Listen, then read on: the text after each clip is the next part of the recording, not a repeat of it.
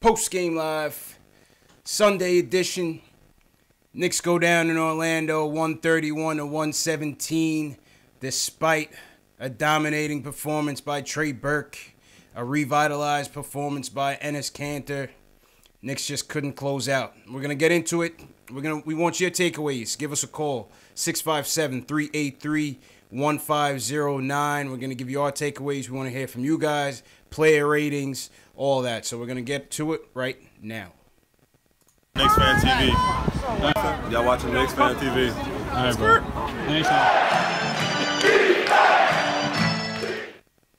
Post game live, the Knicks post game show for the fans, by the fans.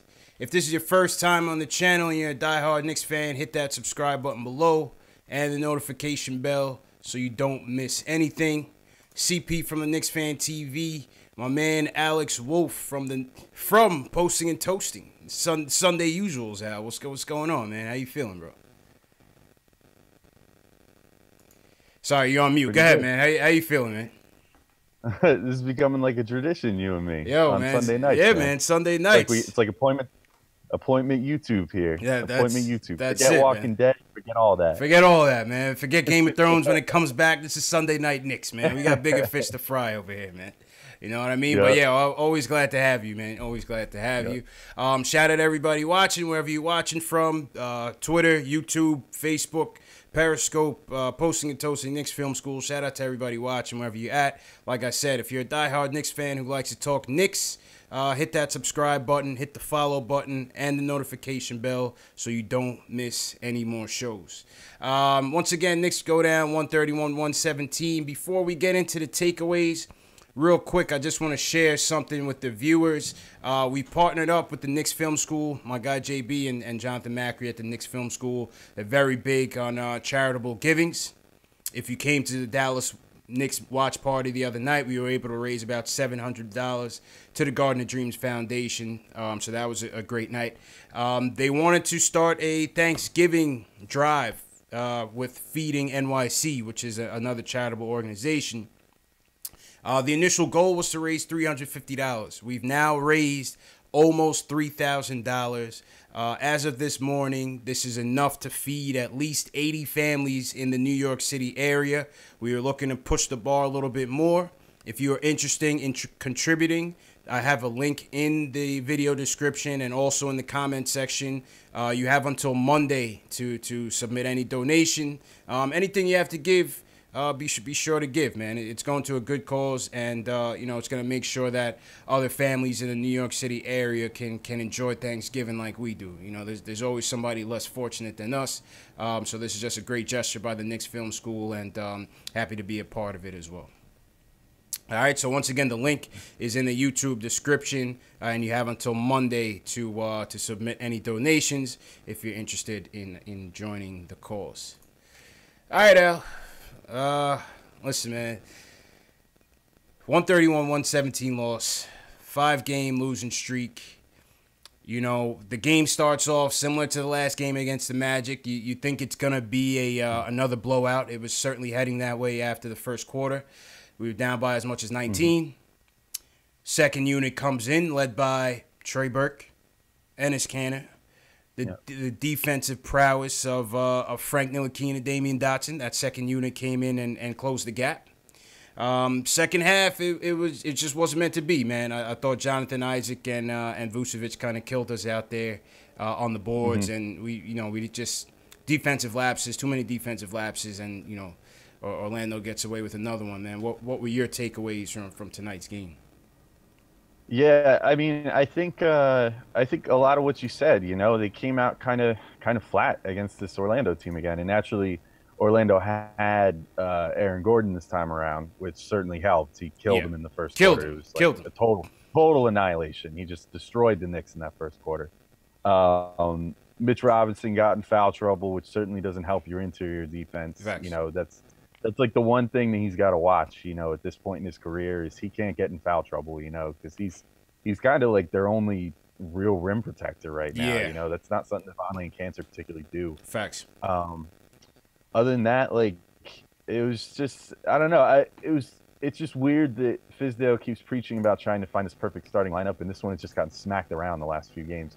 Other than the game against the Pelicans, but like two out of three, they got kind of smacked around.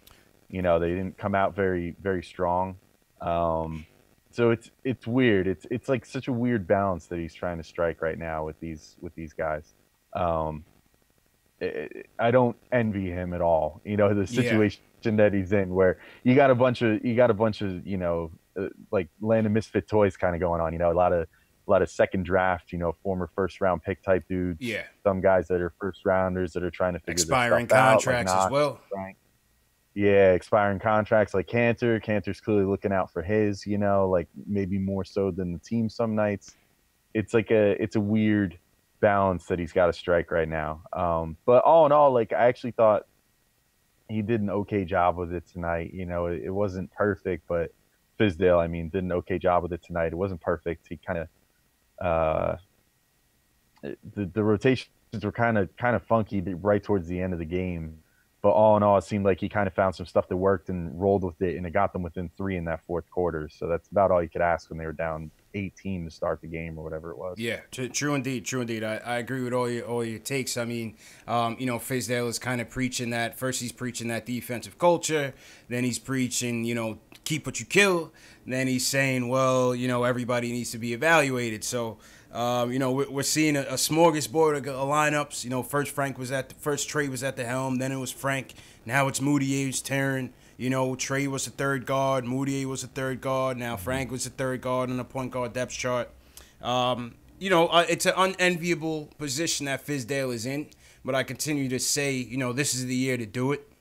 I don't know if it just comes off as an extended training camp, extended preseason to me in terms of, how they're handling these lineups.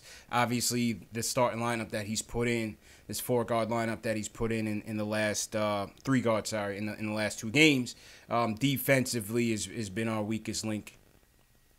So, obviously not having Frank out there and Dotson out there, it hurt us. And obviously you saw their impact on the defensive end immediately in the second quarter. We were able to cut that lead down quite a bit. So I don't know. I don't know where we go from here in terms of this lineup, But like I said, I don't mind mixing and matching right now at this stage. I certainly don't mind it either. I just know that he's dealing with all this constant scrutiny from like the beat writers and stuff. Just for every little thing that he does gets picked to pieces. It's just tough. And what's really tough about it is that you have a guy like Burke or even Moutier, who both of them have actually been playing fairly well on offense lately, but both of them are kind of defensive liabilities, and then Frank has really, really been struggling on offense lately. Like he's totally out of rhythm lately for whatever reason.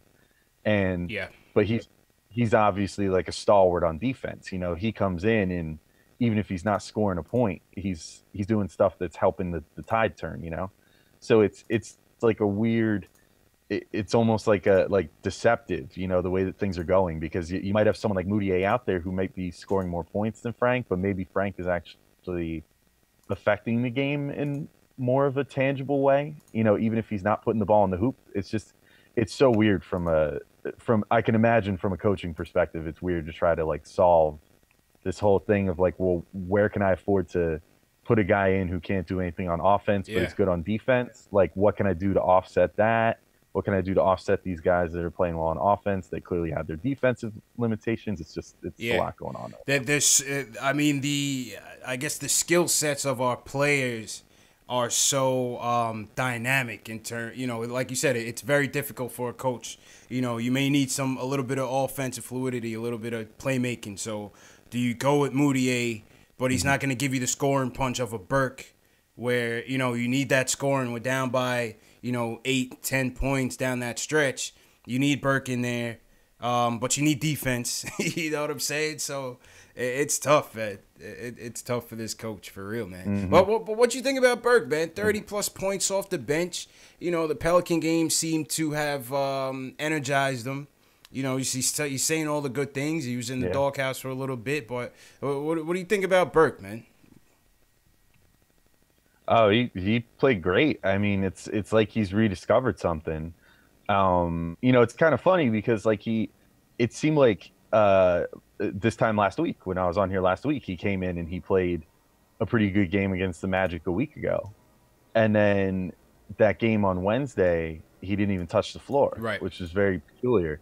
And in these last 2 games, it's like he hasn't missed a beat. He's been just scaling up better and better. It's starting to remind me a lot of last year.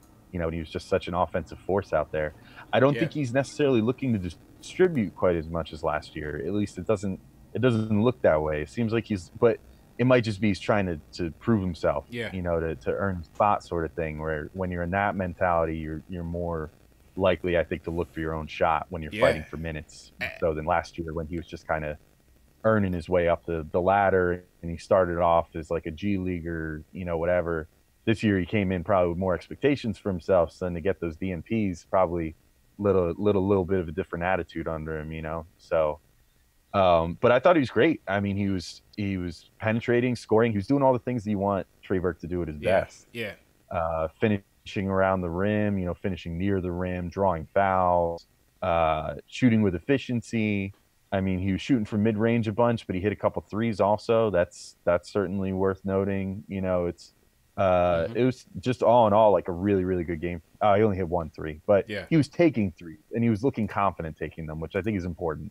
Even if he doesn't make all of them, he was taking them in rhythm, which is good to see that he wasn't falling back on that mid-range shot quite so much. Facts. So I thought it was about as good of a game as you could possibly want out of him. Yeah, really, agreed, really especially off the bench when we needed it. I feel like he's back to being I feel like in the beginning of the season when we had him thrusted in as a starter, he was more worried about, facilitating, getting guys involved.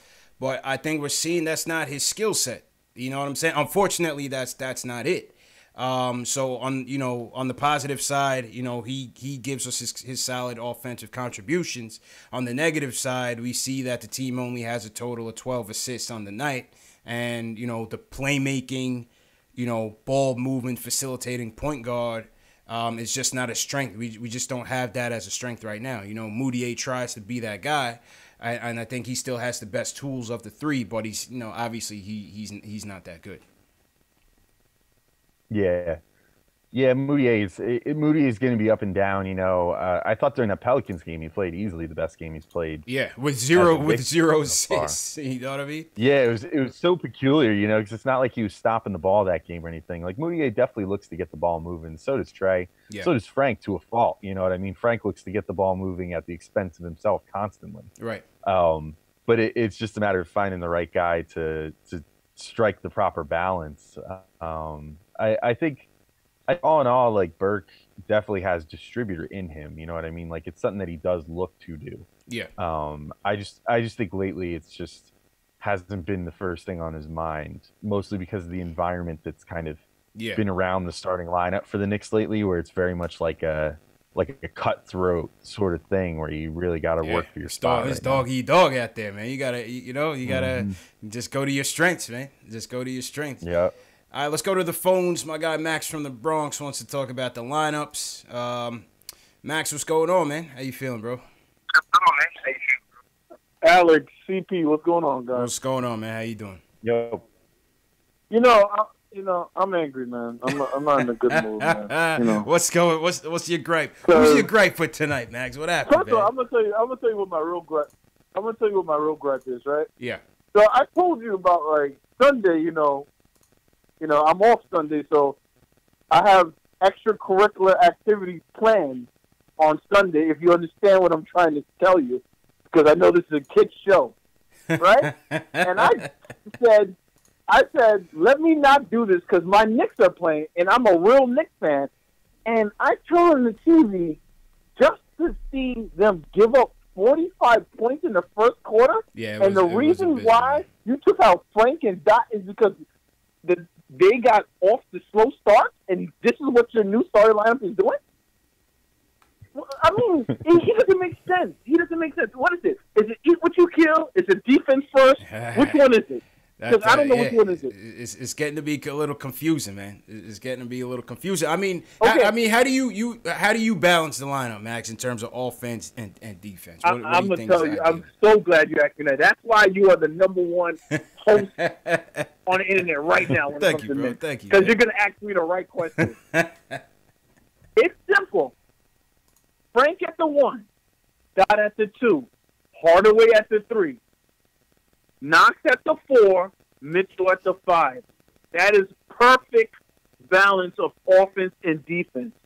Perfect. Frank and Dot, that game was going to be like a 35-point blowout if Frank and Dot did not come in that game. They changed that game completely based on defense. Completely based on defense. So defense is obviously very important. You cannot keep giving up 129 points. I don't care if this is the new NBA. You got to stop somebody. Yeah, the first you quarter have was to abysmal. stop Man. somebody. The first quarter is absolutely abysmal. You You know know. what I'm saying? And my thing is this. Scoring is cool. Scoring is great. Obviously, you need to score to win. You need to score more points than other teams. But I have to admit this. Burke played really well, CP. He really did, okay? But predictably, at the end, he started missing shots. He didn't know what to do after that. He didn't think, okay, I'm getting tired. Let me pass the ball. Let me do something else. And that's my problem with Burke. If he's scoring, he's very. You want him on your team. Yeah. If he's not scoring, I can't stand watching him play. You know what I'm saying? So it's the same thing with Trier. You can't have Trier in the starting lineup. He doesn't know what to do. He's thinking scoring first. You have 3 other scorers there, 4 other scorers there. He's not gonna do well there. Yeah, on the ISO point, Alan, let me know what you think. I think, I mean, if we talking about solely trying to win games, right? I mean, there's 2 different factions of Knicks fans right now. There's ones like Max that's trying to win these games. And then you got the people that's like, whatever, whatever the lineup is, it is.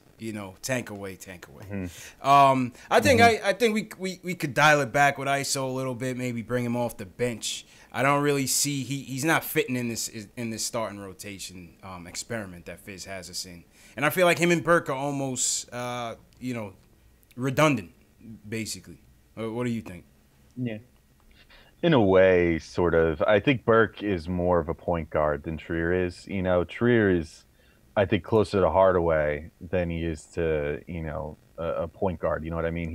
He's a guy who can definitely handle the ball. He has handles for sure, but I don't know if he's necessarily like a guy who put out there as your primary ball handler, at least not if you're trying to make something good happen.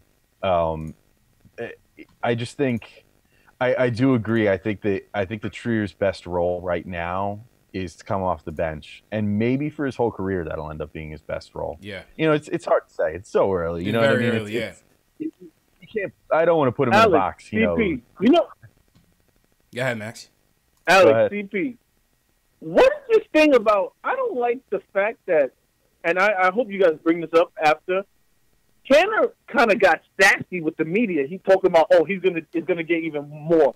It's gonna get even more with the dots and the cryptic messages. Wait, this was after the game or this was pregame? Because I know pregame he got a little tight. This is before the game. Okay, yeah, I did hear that. Yeah. Yeah. So my thing is this: Cantor is like 26, 27 years old. You don't have to pacify Cantor. You can just show him pick and roll defense, how he plays pick and roll defense. And the thing about Fizdale, he pacified Cantor today. He pacified him today. He did. And they had him starting in the third quarter, and of course, Knicks went down 7 because, there's nobody to stop anybody in the paint. You cannot pacify these players, especially someone like him. He's all about self. He's a fake team guy. Is this improving? He's a fake team guy. He's all about self. That's a fair point, man, and appreciate the call, Max. Al, Cantor, he's I thought he was gonna be much more of a leader on this young team. It seems like he does take the younger guys under his wing.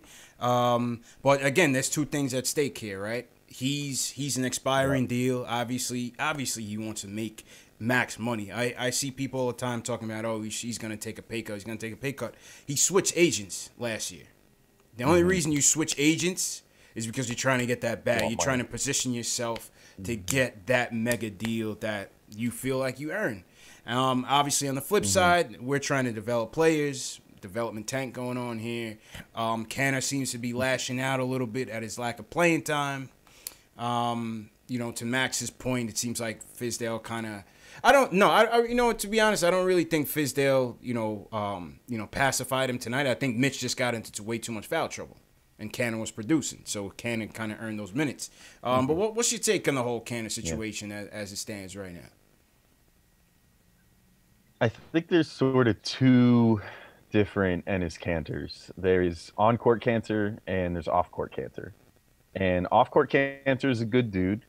He's a little corny, but he seems cool. Off-court Cantor seems like a great mentor for the younger players. Like, he seems great at getting the other guys acclimated to NBA life off the court. You know what I mean? Like, dealing with whatever, just camaraderie off the court, going out to different things. If you see, obviously they're all relatively young, but Cantor's one of the older guys on the team. And like, you see something like last night, they all went to go see Creed 2 together. And like, Cantor was like the adult in the room. You know what I mean? It was like him and Frank, Mitch, like Baker and someone else. He's like the big brother taking them out to the movies and crap. But then there's on-court Cantor, and on-court Cantor has been at times selfish, very selfish. Absolutely. Like the way that his body language is, the way that he plays the game, it's like he's going after his, and he doesn't really care at who gets in his way or at what expense to the team that comes, as long as he gets his 18 points, 12 rebounds, whatever.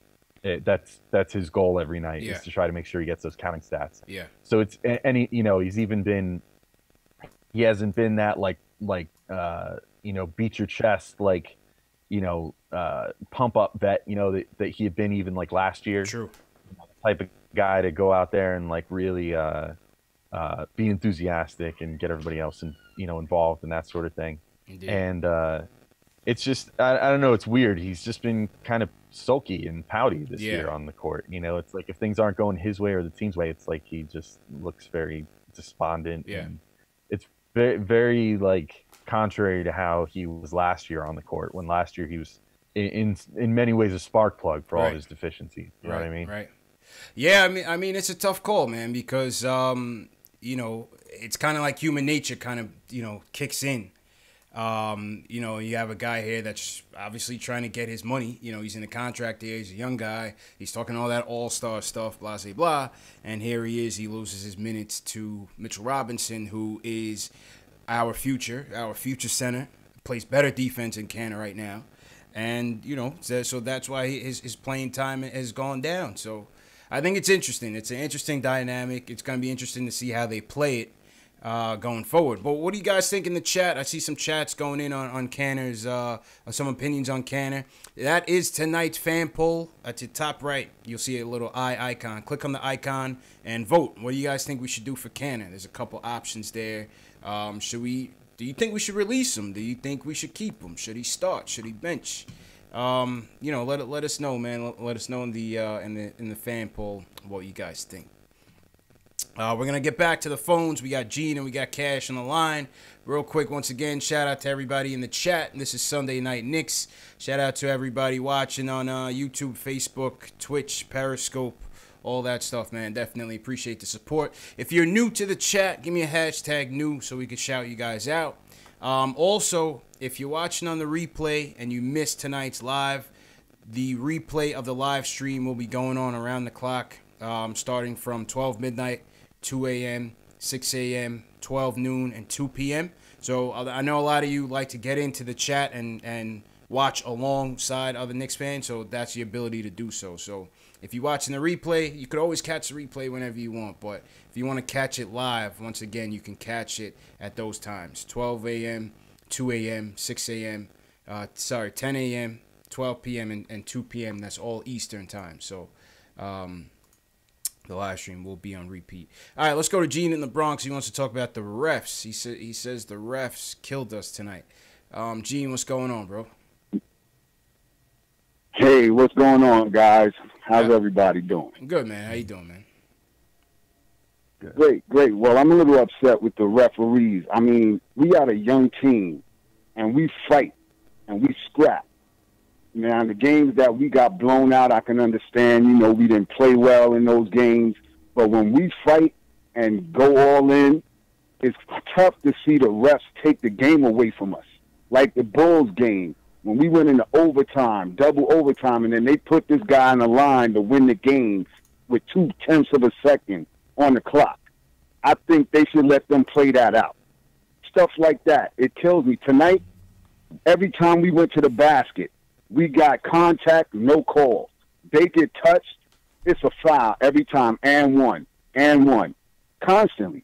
And it's tough for us to win close games. That's why we lose so many of them. You know?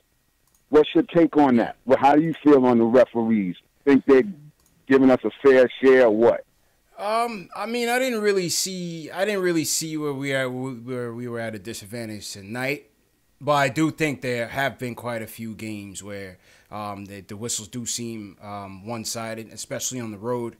A lot of our rookies obviously don't get those rookie calls. But, we got to get stops, man. We can't, the refs are a part of the game. You know what I'm saying, Al? What's your take? What's your take on the officiating tonight, Al? Yeah, I think, it's kind of like what you said. We're a young team, you know what I mean? You can never expect to get calls as a young team. Yeah. The unfortunate thing with the NBA is that it's a benefit of the doubt league, and you don't earn that benefit of the doubt until you've been in the league for a few years. You got to earn it. The Knicks, other than Porzingis, don't really have anybody that commands that sort of respect. You know what I mean? They don't have someone like that is the type of guy that can always get that call when you need it, sort of thing. And they're also, as a result, more likely to get called more for things. So it's just one of those unfortunate situations. I mean, the Knicks are going to get bad whistle this whole year. It's just kind of it's all the part of being the youngest team in the NBA. You got to earn just like you got to earn the respect of other teams. You have to earn the respect of the refs in this league too, unfortunately. And it's just kind of how it goes. So I'm not really sweating it. You know what I mean? If the Knicks play, and I kind of always feel this way, unless it's like a playoff game or something. I always feel like if you have to go back and blame the refs, the team probably should have just played better. You know what I mean? Right. It normally shouldn't even come down to one ref call, for most games. And especially this year, it's like most of these games, even if we're getting a bad whistle, it's not affecting it that much, I don't think, to the point where it's losing the game. True indeed, true indeed. Okay, and as far as Cantor, as far as Cantor's concerned, I think Cantor should start, and because we've been getting off to slow starts offensively. Yeah. And Cantor's going to help us score points. So I feel like Mitch should come in. Trisdale can pick his spots when he brings in, Mitchell to kind of solidify the middle. But I think Cantor's offense is needed with us starting off so slow offensively. That's just my opinion right there for that. Okay. And Gene, appreciate the call, brother. Make sure you call in another time. Yes, sir. You guys stay up. Appreciate it, Gene. Appreciate it. Thanks, bro. I think, Al, the thing is, right, we've been losing with Cannon starting. We lose with Cannon off the bench. I mean, I think, we're just not a good team. So I don't think there's a right or a wrong way to handle the lineup in terms of him starting or not. But, to Gene's point, starting him will maybe, alleviate some of the issues we have, especially in moving the ball. We're not good at moving the ball. Yeah. Only 12 assists tonight. Obviously, he's a black hole in the paint. So yeah, if you want to keep up the offensive pace, him starting would be it. But he's also going to give up as much as he puts up. So that's the biggest problem, right? It's he's sure it put him in. Maybe he'll score a few more points, for the team early on. But he's such a defensive liability. It's like.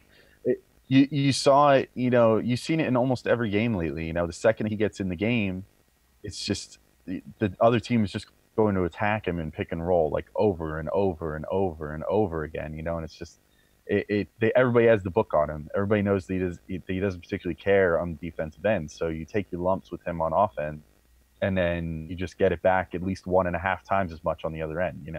It's just the reality of it, unfortunately. Yep, yeah, that's it, man. True indeed, true indeed. But 5-game losing streak. We got to get off the snide, man. Got to get off the snide. Shout out to everybody in the chat. Timmy J70 #news. Shout out Timmy. Let's go to the other new people. Tariq F Master. Shout out Tariq. He's new to the chat. Shout out everybody in the chat tonight, man. Big Shaq, SS Television, Sid Leonard. Welcome to the chat, Sid Leonard. Dow, Texas. We got Caleb Millender in here. A lot of new people in here tonight. Father Peace in here. So salute to everybody that's in here tonight. If you haven't already, subscribe to the channel. Make sure you hit that subscribe button below and the notification bell so you don't miss the next post-game live. Well, yeah, welcome to all the new people. All right, let's go back to the phones. Cash from Queens. He wants to talk about the development of the young players. Cash, what's going on, man? You're live right now. Yeah. What's up, CP? How you doing, Al? How you doing, man? Yo. Good. I just want to talk 2 points. My first point is, sorry to say to all the Knicks fans out there, but a game like this is a recipe for success. I mean, a recipe for a loss every time, because honestly, in the NBA, if your offense is going to run through Trey Burke or Tim Hardaway, which most of the time tonight was Trey Burke, teams are going to let you have that all night. The mid-range 2-pointers, teams will let you see, as you can see, off the pick and rolls, they didn't double him, they didn't try to trap him, they let him have every shot, and it looked like it was a good, but it was actually hurting us. How do you guys feel about that? Then I'll go into our next point. Yeah, I mean, I think, for one thing, no other team in the NBA is doing what we're doing right now, right? No other team in the NBA is mismatching lineups, mismatching starting lineups, throwing in different guys. And there's no cohesion. There's no chemistry naturally there, right? So that's why I say, Al, this is an extended training camp, right? You're still trying to evaluate individual players over winning more so. I'm not trying to say that they're trying to tank intentionally, but like I keep saying, it's a development tank, because it's you keep going with, this guy's in, this guy's out, this guy's in, that guy's out. Trey had the high hand tonight. Obviously, he is what he is, right? And on this team, he is one of the best offensive players that we have on the team. So he had it going tonight. I didn't see the issue with him being out there, but at the same time, you need a guy like Frank out there to play some defense. So it's a tough call for the coach, man. Tough call. And then with that saying, how does that help development based on tonight's offense? Because how does that develop a Knox? If you're talking about developing this year, how does that what we perpetrate tonight, how does that develop a Knox? How does that develop a Dotson? How does that develop a Mitch Robertson on the pick and roll, pick and pop?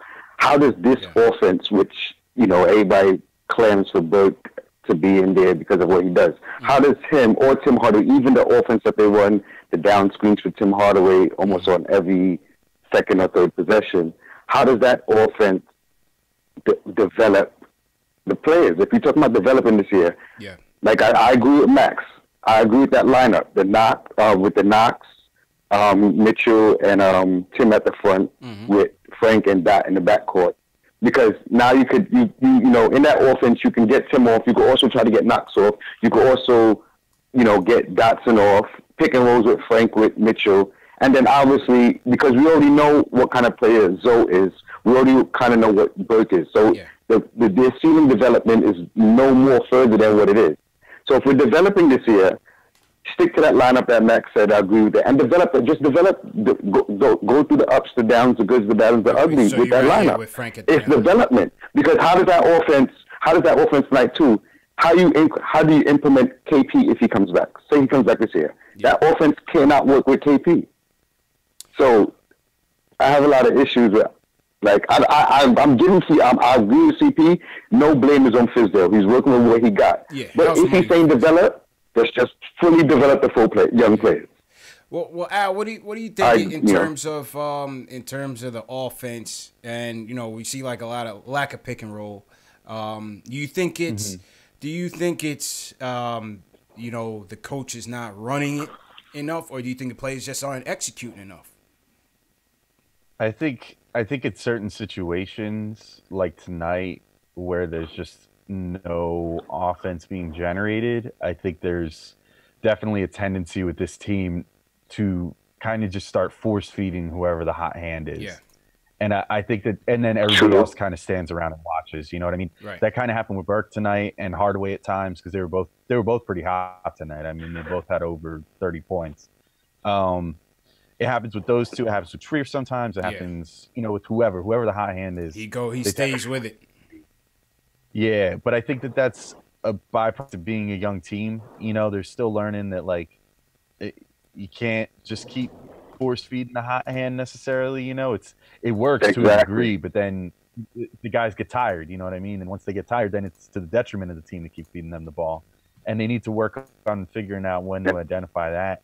As far as the offensive sets goes and how they're developing players and stuff, I mean, it's easy to say oh, I wish they would have given Knox more shots tonight. Oh, I wish they would have drawn up more plays for Frank tonight, or whoever it is, Dotson, whatever. But the reality is that none of them were shooting all that great tonight.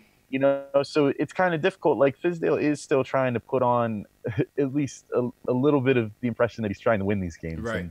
And if you are trying to win the games, you have to go to the guys that are working. It's that's kind of part of development too, is that these guys kind of have to earn their way to becoming a featured option. You can't force it. You can't force Frank Ntilikina to be a number 1 option or a number 2 or 3 option, that's going to be able to get you buckets down the stretch. He's just going to have to learn to do that, and I think that a lot of that is going to happen in practice. A lot of that probably happens, behind closed doors that we don't see. At least I hope so. Yeah. I hope that that's how things are going. But it's difficult, it's exactly like you were saying, it's hard. It's a hard balance to strike, when you're trying to develop these guys versus trying to actually, at least act like you're trying to win the game. It's tough. It's tough. I agree. Yeah. All in all, they're doing all right. They just need to fall out of the trappings of feeding the hot hand to a fault. Yeah. You know what I mean? That's the biggest thing. Exactly. Well, Cash, I don't know, man. I guess you could always settle for Kemba, man. You want Kemba here next year? You just dropped 60 last night, man. Kemba was the hot topic last night, man. This morning too. When I think about adding in players, I always think about my number 1 option. Obviously, this summer is KD. I always think about players that's going to work well with KP.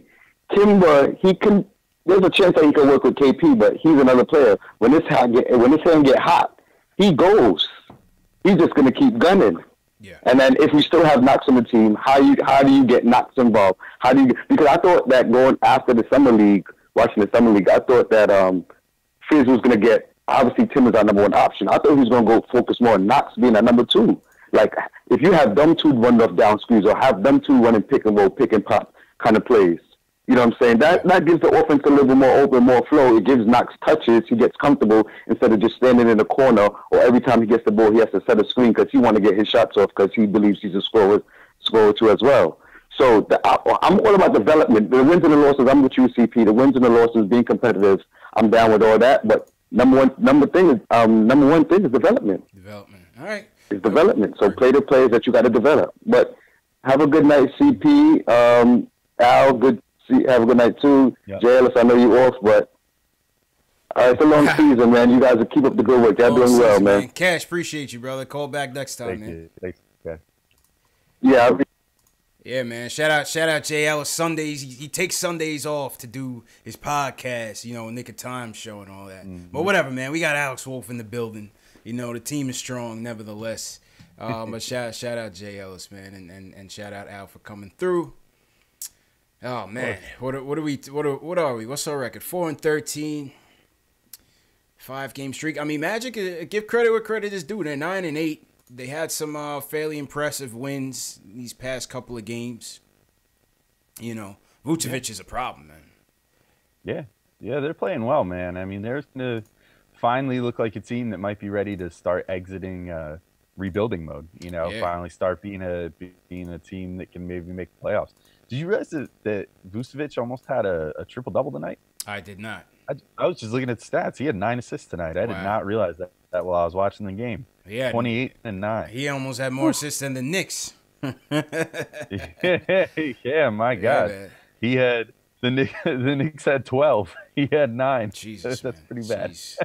We need a point guard, man. We need a point guard for real, man. It's tough. Yep. It's tough. What are you gonna do, man? What are you gonna do?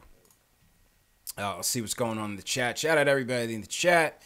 The Gooch in here, he says we should focus on AD the summer after next.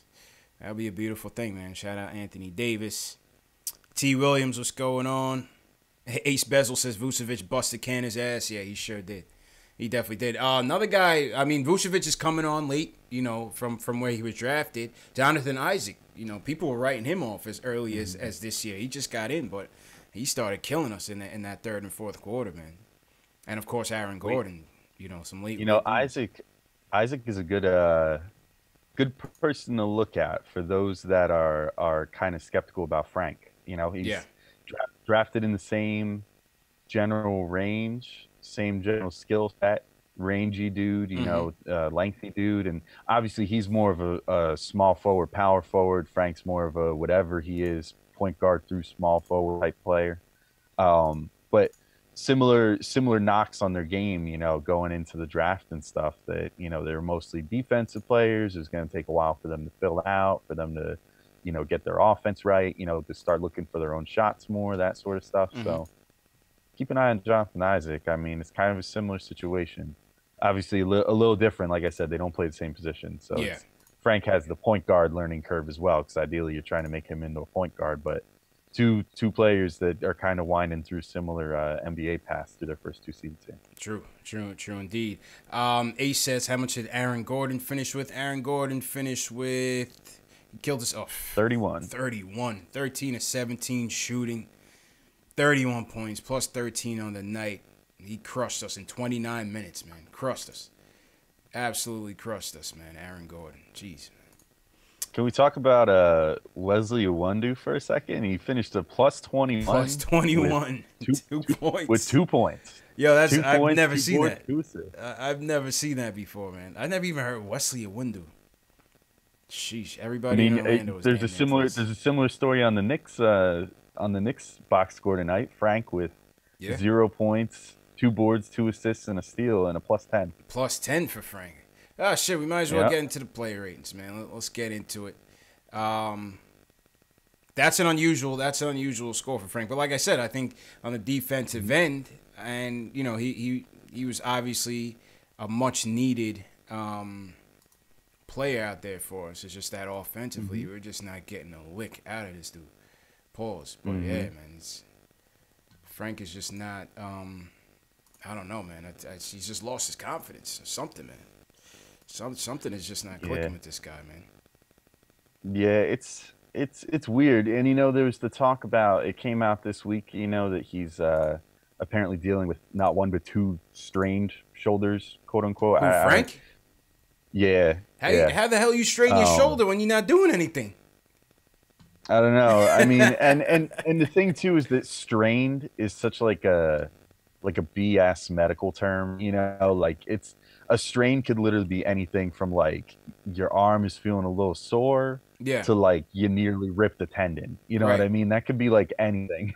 So it's tricky, you know, but I think that's why he's been wearing that tape on his shoulders and stuff. Oh, yeah. But like, I don't know if it's that's holding him back. I think it's between his ears, though. I think you're right. I think it's the pressure. It's the pressure in New York, the weight on his shoulders. That's all that is. Yeah, he's got the yips a little bit. He's aiming his shots, as Clyde would say. You know, he's definitely having a rough go of it right now. He's got the weight on his shoulders, man. We're gonna get to Omar and Will in a little bit, but let's go to the player ratings real quick, Al. I think. I mean, obviously, 3 stars of the night. My typical 3 stars of the night segment. I think it's pretty obvious tonight. I would go with my 3rd star. I would go with Tim Hardaway Jr. 32 points, 3 steals, 2 dimes, 9 of 20 shooting. I would go with Canner as a 2nd star. 21 points, 19 rebounds. Gave us a much-needed lift off the bench. And my 1st star tonight got to go to Trigger, man. You know, much maligned, in the doghouse, coming off of 2 DMPs. Has 2 excellent performances against the Pelicans and against the Magic tonight. 31 points, 2 steals, 2 assists for Trigger. Hey, yeah, those are my 3 stars, man. What you think? Would you go with those same 3, or you going a little different? I'll go with the same 3. It was a pretty cut and dry night on the box score. You know what I mean, and even on the court. I think I would probably flip flop Cantor and Hardaway. I always tend to like how Hardaway plays a little more than how Cantor plays. Yeah.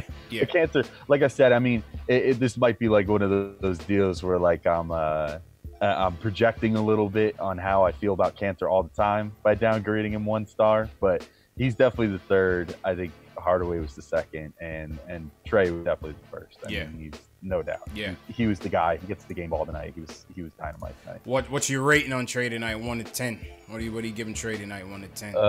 Man, I always gotta tiptoe around now. I'm gonna go with let's see. I'll give him I'm gonna give him an 8. You know what? Because he almost inspired a really big comeback from 18 down at one point. He was on off feeling it all game. Even when he cooled off a little bit, he was still pretty damn good tonight. Yeah, I give him a solid 8 out of 10 tonight. Yeah, man. What do you guys in the chat give Trey Burke tonight? 1 to 10. I give him an 8. I think I give all 3 of them an 8 between Canner, Timmy, and Burke. My scoring, I don't give 10s unless it's just a crazy performance and a win.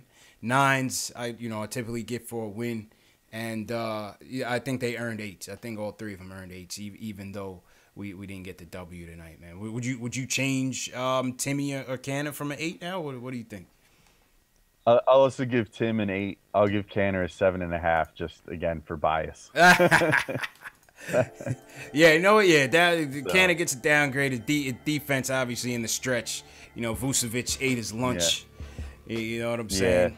Yeah, and that's always the case. And even there was 1 or 2 of them. There wasn't so many of it that it was like egregious or anything. But there was 1 or 2 of those situations tonight again where Canner was going so reckless trying to get a rebound that he didn't like protect the ball, bringing it back down and stuff like that. And he got stripped on one of those. That was the one where he got tied up with Isaiah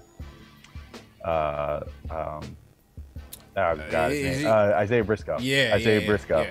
Local product. I should remember his name. True He's indeed. from New Jersey. True indeed.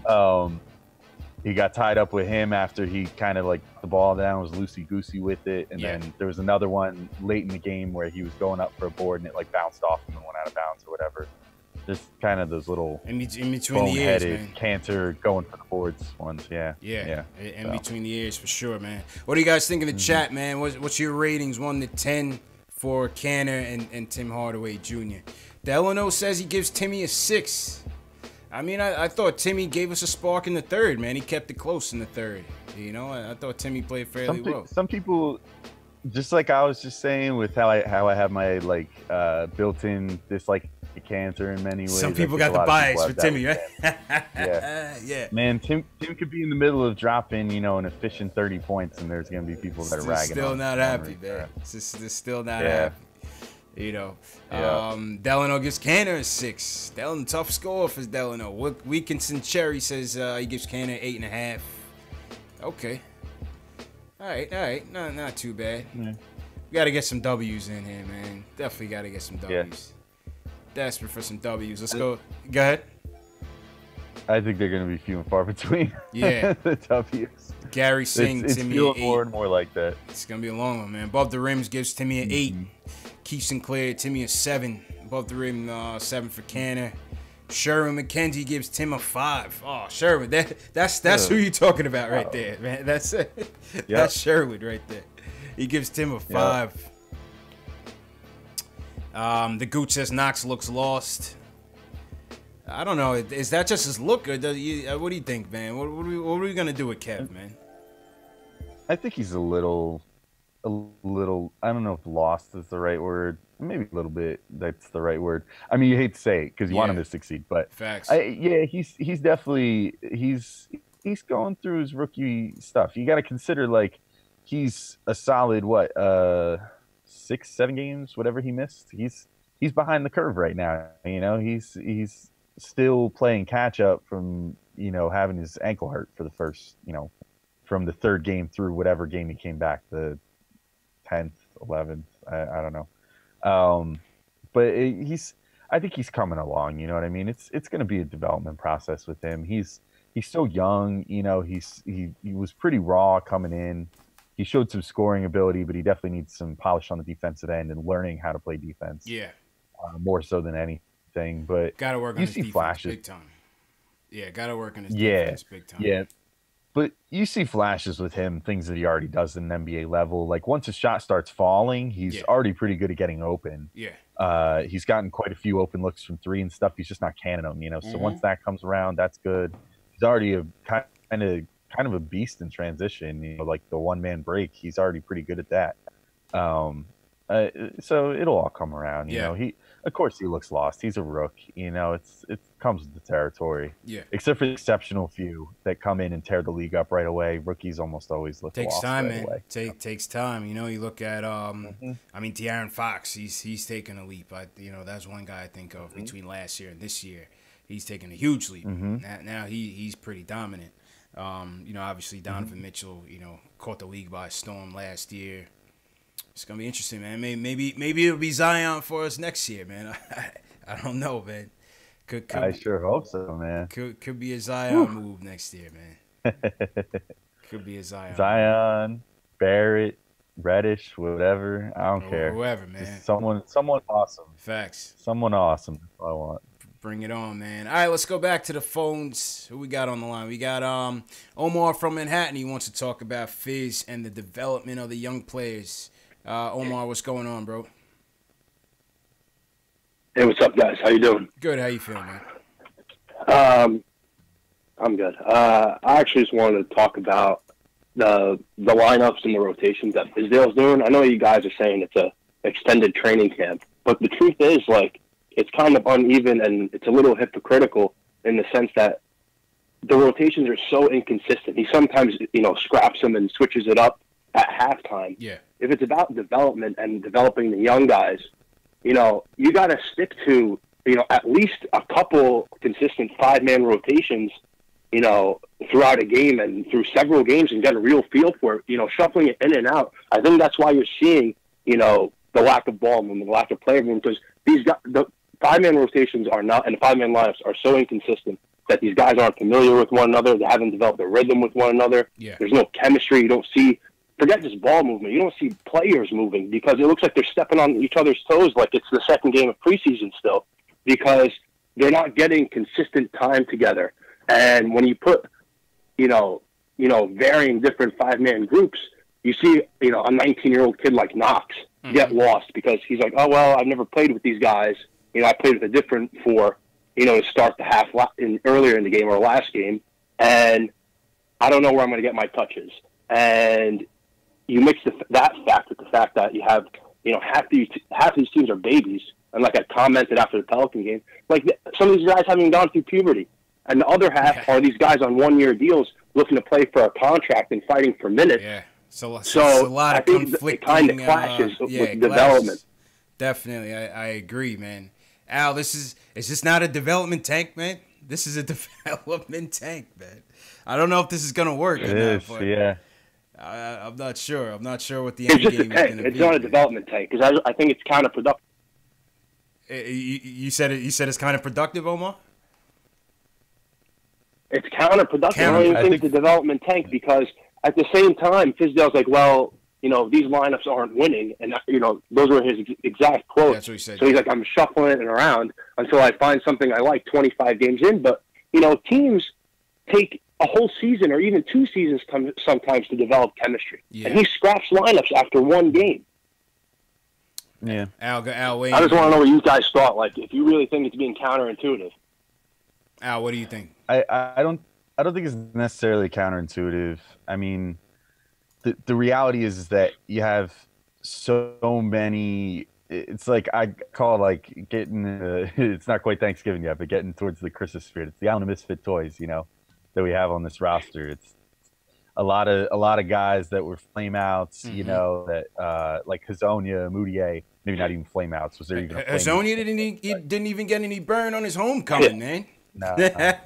Yeah, and apparently had the flu when they put him back in after they shuffle him, once they shuffle the lineup back in, you'll see he'll probably jack up just the way Cantor is, trying to get his minutes back. Oh yeah, Hazonia's shooting. You know that. You know that much, man. He's shooting. Yeah, playing for a contract. Yeah. But to answer your question, I mean, some of you guys are obviously playing for a contract. Some are on their Knicks deals already, and they're here for a few years, like on their rookie contracts. But there's that balance all over the league. You know what I mean? Look no further than say like the Lakers last year. You know what I mean? The Lakers were in kind of a similar spot to what we're in last year, where they were hoping we're a big free agent. Obviously, LeBron. Look, I'm not going to pretend like the Knicks are going to get necessarily Durant or something like that. But the way the Lakers were set up last year was very similar to how the Knicks are this year, where it was a bunch of young guys and a bunch of guys on one-year contracts. All in all, I don't necessarily think it hampered the development of those Lakers guys last year. To have guys like Kentavious Caldwell. I totally agree. Yeah. So it's I agree, but I think the fact that the lineups are inconsistent. Walton stuck with Lonzo Ball all last year. He played Ingram consistent minutes, and the rotations were consistent throughout the year. Remember how bad Lonzo Ball was in the beginning of the year? Yeah. He was shooting like 20% from three and 28% overall, but he stuck with them and let him take his lumps. I feel like, if a kid has, Frank has a bad half, or if Knox has a bad couple minutes, he can, goes away from them from a quarter, and then we'll switch the lineups around. And I understand you want to keep guys accountable, but if you're trying to develop them, I think you kind of have to stick with at least a few, staple five-man groups so that they can grow familiar with one another, and then you can see something that you lean on. Yeah, that's fair. And Omar, appreciate the call, man. Good call. Appreciate it. Thanks, guys. And to build on his point there, I do agree with what he's saying. I mean, at a certain point, Fizz is going to have to kind of hammer this in. You know what I mean? It seems like he's been like, to make a weird reference, he's been like hammering in the nail, starting it, deciding he doesn't like where it is, pulling it out, ripping it back out, starting another nail, nailing it halfway down, ripping it back out. He's got to just kind of put that nail all the way in, be like, okay, this is what we're doing. Go with it, This is how we're going to do it. This is who's going to start. And, barring some crazy circumstance, like we're not going to change the starting lineup and everybody has the role now. I guess we'll see when we get there. He's been pretty good. He's been pretty good, honestly, with following through on what he said as far as these numbers a game type thing. Yeah. Like he said, okay, I'm going to look at this lineup for 5 games, then I might reevaluate. He did that after the first 5 games of the year. Then he said, okay, well, this one we're going to go about 5 games and we're going to reevaluate. And he did that again.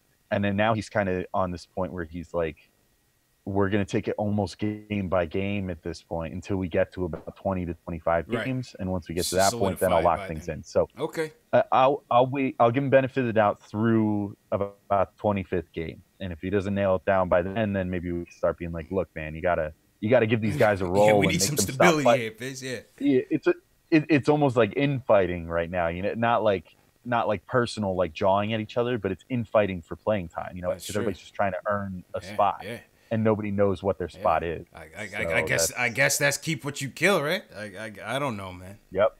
I guess, man. That only goes so far, though. At a certain point, you have to decide on these people and be like, you've killed enough. Now you may just keep it. True. Yeah. Now you shall keep.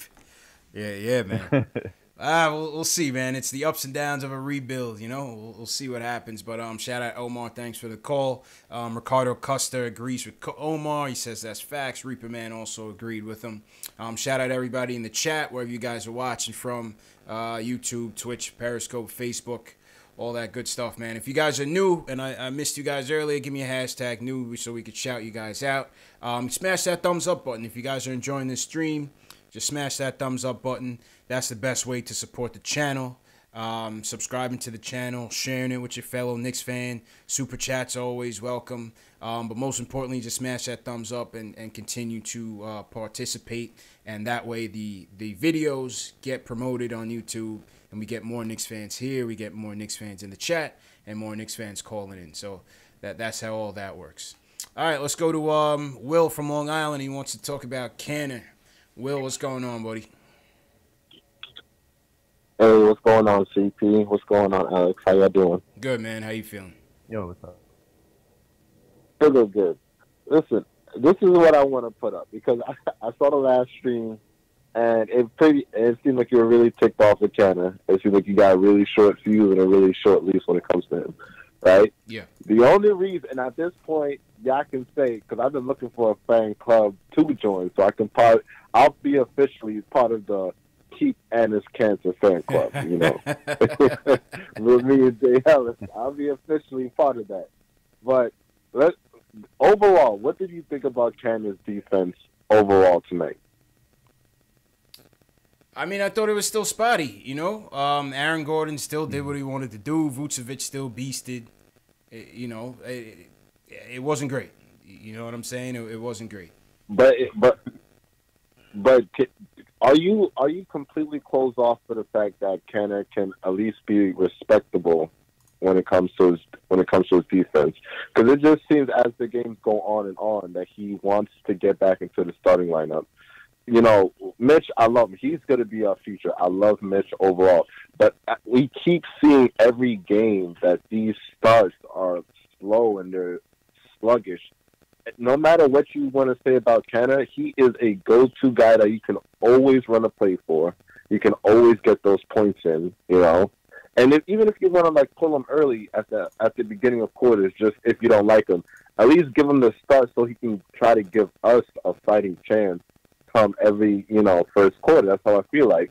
And then look at tonight. He can put these points up regularly, coming off the bench or starting. So I feel like if we had these points starting off a game, that we'll be better off, you know. And I still support Mitch, and I know that he's going to be our future. But when it comes to points, Mitch just doesn't have it at this point. No, you listen, Will. You're right in that.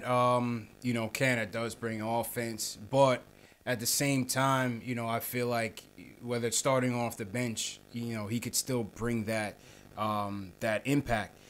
The only reason why, he would come off as more of an asset starting is because we don't have that many options right now. We don't move the ball well. You know, Timmy's our primary scoring off option as the starters.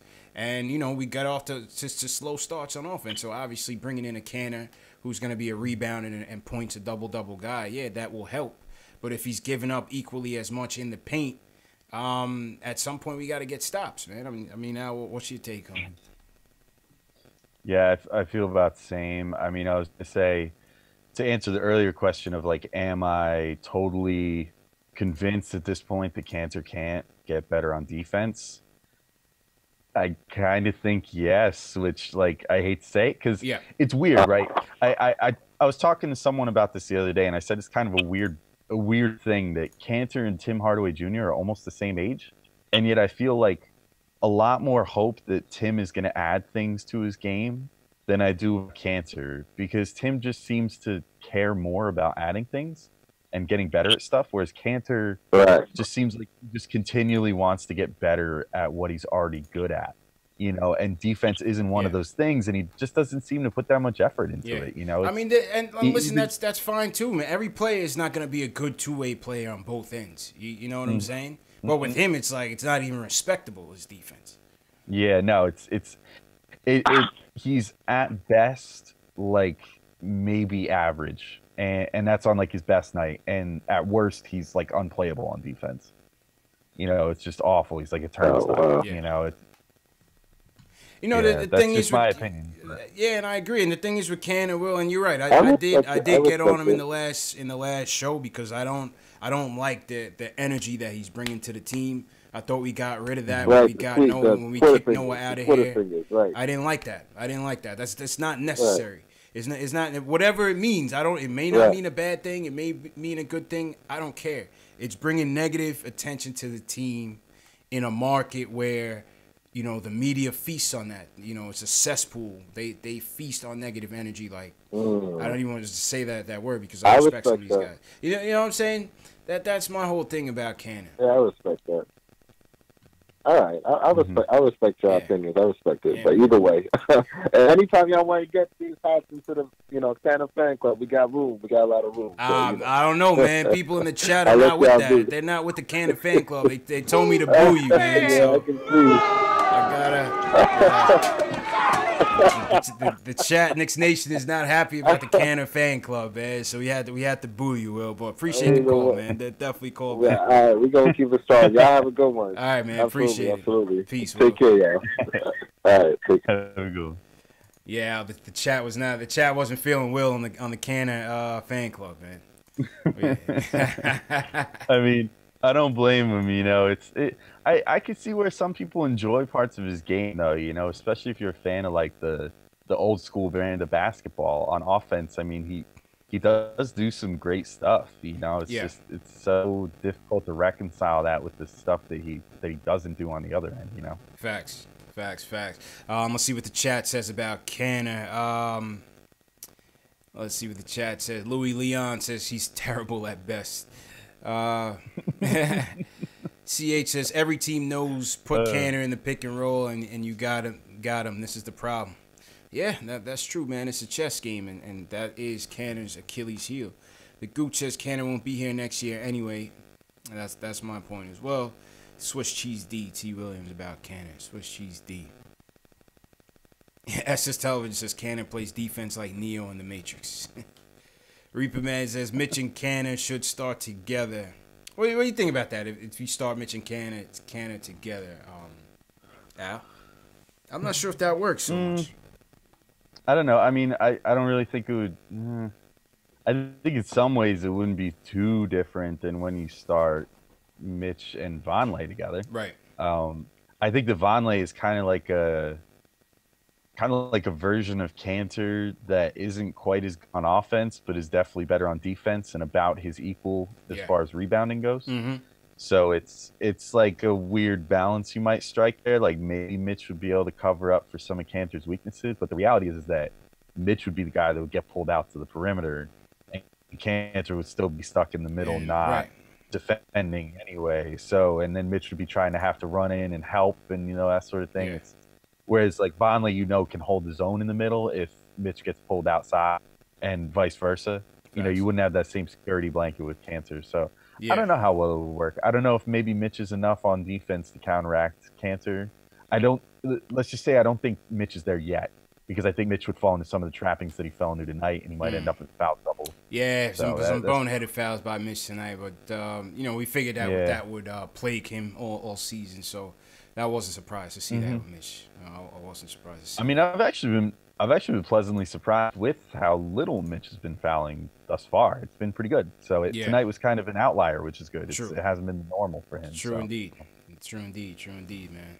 Well, we'll see how it goes, man. Knicks go down 131. Oof, too much points, man. Gotta play some defense. Too much points, man. I'm not used to that, man. 131 to 117. Knicks go down. We got the Trailblazers on what's that, Wednesday? What's the 20th? So the 20th is Tuesday. All right, so we'll be back Tuesday. I'm sure JLs will be back on Tuesday. Al, if you want to jump on Tuesday, man, you're more than welcome to. Once again, shout out everybody in the chat. Smash that thumbs up button for your boys. Subscribe to the channel. Share these videos with your fellow Knicks fan to support. Before we close out, let me get to the charity that we're doing once again. So once again, we partnered up with the Knicks Film School. My guys JB and Jonathan Macri wanted to, one of the things about Knicks Film School, outside of them just being absolute beasts in terms of Knicks content, is they're very big on charitable givings. That's something that I'm very high on as well. So I always try to support them when I can, whenever they do these things. And for Thanksgiving, they are trying to feed some families in the New York City area, some underserved families, less fortunate than us. And they're teaming up with Feeding NYC to fundraise for needy families in NYC. The original fundraising goal was $350. We've blown past that 10 times over. We're now almost at $3,000 to the goal. So I think, as of this morning, that's enough to feed roughly 80 families in New York City. So it's a beautiful thing. And if you guys want to contribute, it doesn't matter what it is, $1, $2, whatever it is, you have until tomorrow to contribute. There's a link going around in the chat. There's also a link going on in the description, in the video description on YouTube. So, and if you're out there on Twitter, If you just go to my page or Posting Toasting Knicks Film School, you'll see the link floating around out there, so you guys can always donate, and you have until tomorrow to do that. So a worthwhile cause. So if you're able to give, go ahead and do that. All right, Al, man, I'll throw it on to you. Throw the theme music on, man. If you want to close out, promote the show. All right, man. It's on you, man. So first off, just to say again that initiative by JB and Macri and Knicks Film School is amazing. Yeah. Please do your part. I think I made an ill-fated attempt to do something cool where I was like, oh, I'm gonna give as many dollars as Frank Ntilikina scores points. I see people doing that, man. I was like, nah, I'm not doing that, man. I want these people to eat good. So good for me. Yeah. So then I switched it to all of his counting stats for 3 games, but that wasn't so great either. So I'll give like $30. I think everybody should give something. It's awesome. It's very cool. It's great to help people this time of year. Yeah. Anyway, to get back to my shameless self-promotion. Yeah, man. Go ahead, man. Well deserved, man. Go ahead. My name is Alex Wolf. I write for Posting and Toasting, so check us out. It's postingandtoasting.com. You can find me on Twitter at @theAlexWolf, or more than likely you can find me on @PTKnicksBlog.